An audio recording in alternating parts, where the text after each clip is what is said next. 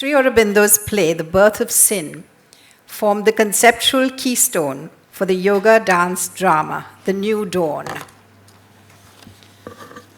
This performance begins with the dialogue between Lucifer and the sun. Lucifer is one of God's brightest angels, who later opposed God in his quest for personal power. Lucifer, inebriated with his own sense of importance, seduces the sun into rising and setting at his bidding, rather than that of God. The sun represents each one of us in our origin, an embodiment of the divine light. Lucifer is the distortion of that magnified ego that prompts people into an ego-centric, self-absorbed, power-hungry existence. This separation from our source pushes us into a space of darkness. The yoga ballet that follows is scripted to lines adapted from Sri Aurobindo's magnificent epic poem, Savitri.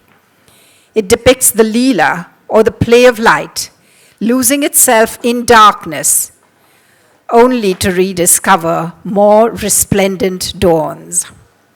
The New Dawn, a yoga ballet conceived and choreographed by Anita Sanjana, narrated by Shanaz Pardiwala. The performers are young people who hail from varied professions, whose lives have been touched in some way by the Mother and Sri Aurobindo. Get ready to be transported to another realm with The New Dawn.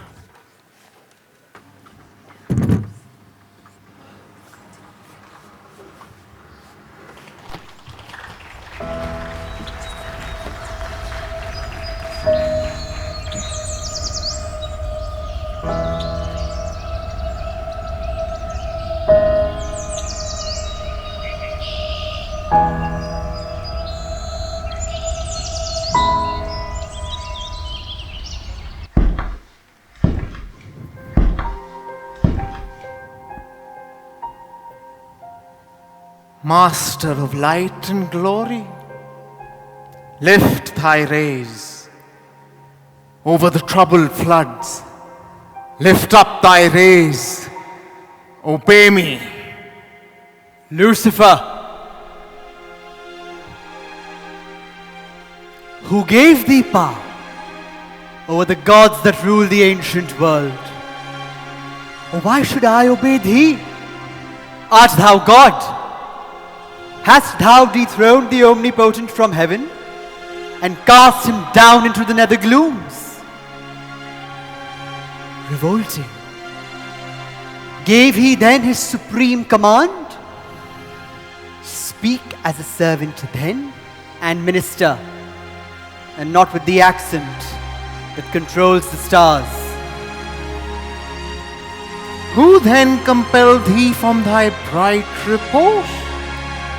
Oh, wherefore hast thou come? By him compelled, before whose mandate tremble all the gods. By his or mine? That I will see. Rise, sun, and from thy luminous, majestic orb, cast out into the azure hold of space creative energy and pregnant fire whirling around thee while the years endure. Lucifer, son of morning, first in heaven, what madness seizes thee? What awful force, darkly magnificent, brilliantly ominous, looks out from eyes that own no more the calm? Obey! I cannot choose. Power leaps from thee upon me. I am seized with fiery pangs. Spare me, thou dreadful angel. I, obey.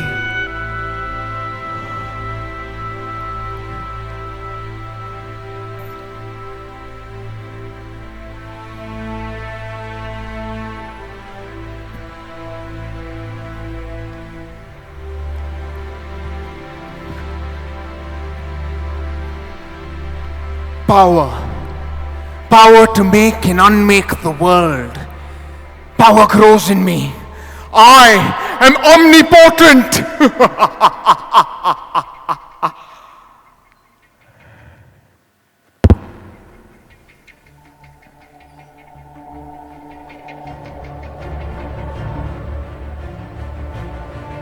Children of immortality, whose ranks and brilliant armies people the infinite. Creatures of wonder, creatures of desire.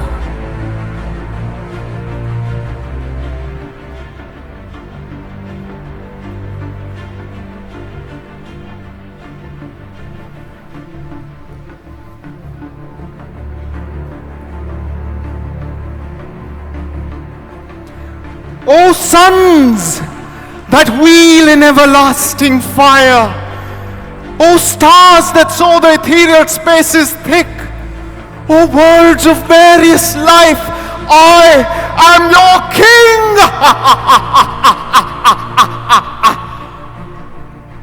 This I have learnt, that God and I are one. If one, then equal. Rightly too, I deemed that God develops, God increases. I, younger than He, am greater than the power from which I sprang. The new excels the old.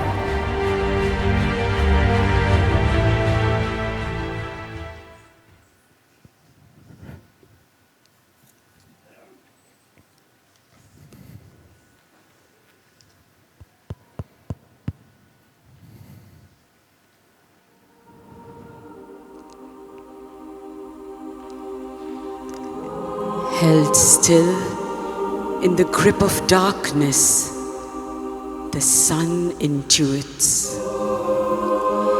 If brutal masks are there and evil acts, they are incidents of his vast and varied plot.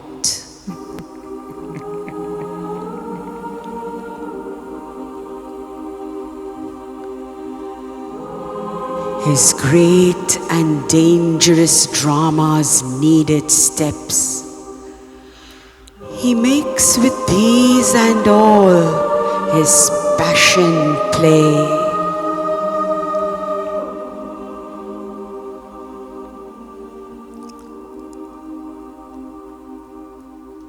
A play, and yet no play, but a deep scheme of a transcendent wisdom, finding ways to meet her Lord in the shadow and the night.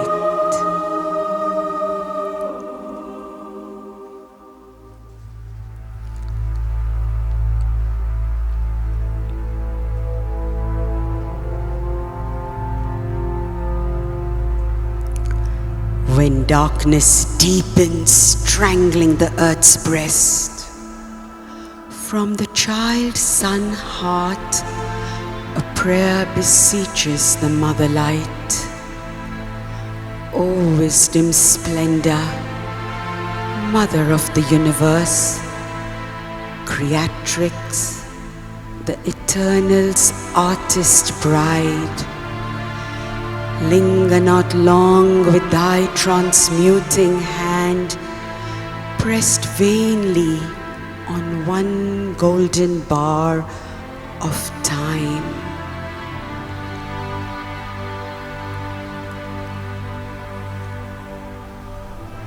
As if time dare not open its heart to God.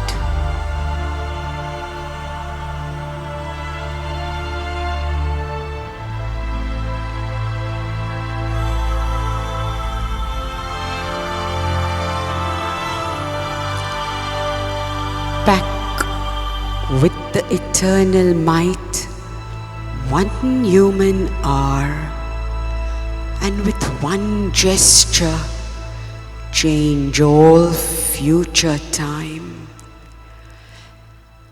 Let a great word be spoken from the heights, and one great act unlock the doors of fate.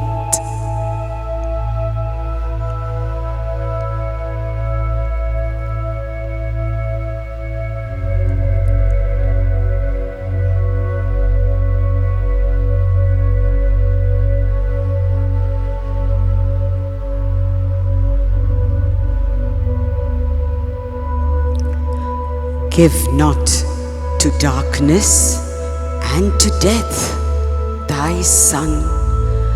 Achieve thy wisdom's hidden firm decree and the mandate of thy secret worldwide love.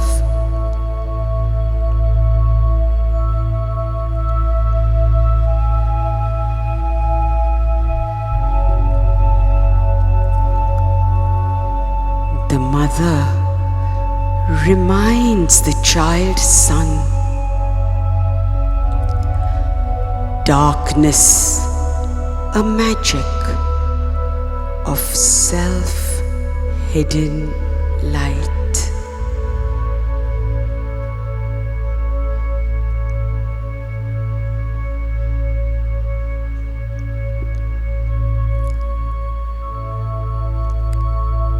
This too, the supreme diplomat can use. He makes our fall a means for greater rise.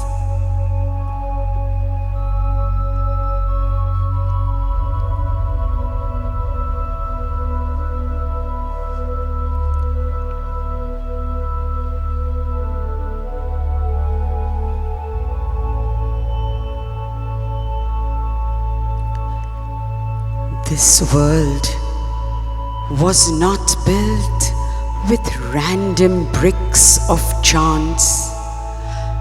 A blind God is not destiny's architect. A conscious power has drawn the plan of life. There is a meaning in each curve and line.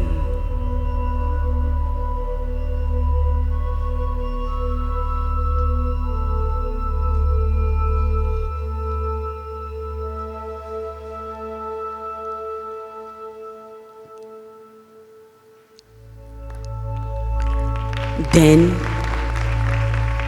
peace returned, and the soul's sovereign gaze.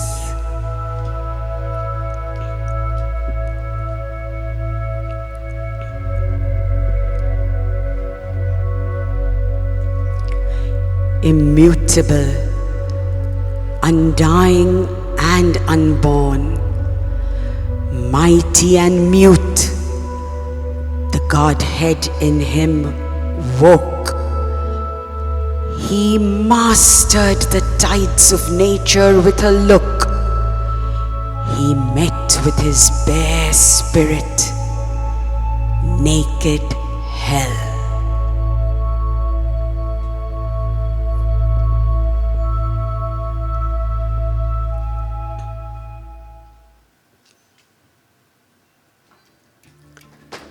The two opposed each other, face to face.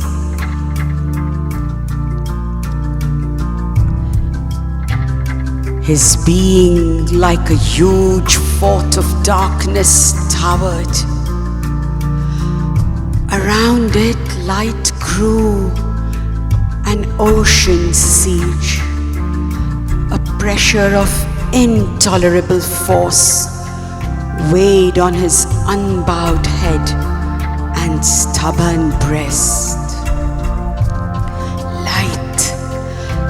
burning tongue licked up his thoughts. Light was a luminous torture in his heart. Light coursed a splendid agony through his nerves and left no room for his enormous will that seemed pushed out into some helpless space and could no more re-enter, but left him void. He called to night, but she fell shuddering back. He called to hell, but sullenly it retired. He called to his strength, but it refused his call. His body was eaten by light, his spirit devoured. At last, he knew defeat inevitable and left crumbling the shape that he had borne. Abandoning hope to make man's soul his prey and force to be mortal the immortal spirit.